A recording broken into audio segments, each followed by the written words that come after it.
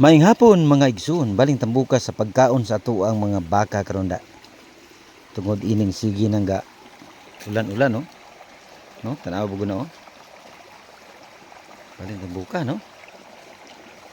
So, panahon na para magpatambok ta no. Panahon na para maulian ang ilahang lawas nga maayong pagkaigo sa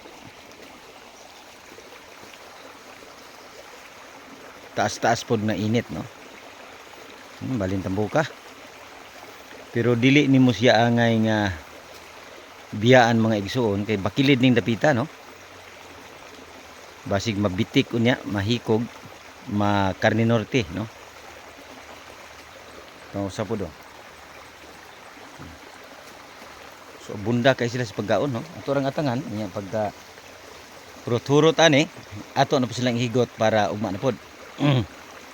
Dayong katulog naman ning kauna ni. Napatay gihulat nga mga kauban ani. Mo na sila na unag abot gikan sa babaw ganihan no, babaw. So napunta sa ubos nga bahin. Sige, pagbutihin niyo ang kain mga alaga no. Magbantay ra ko ninyo no, magbantay ra ko.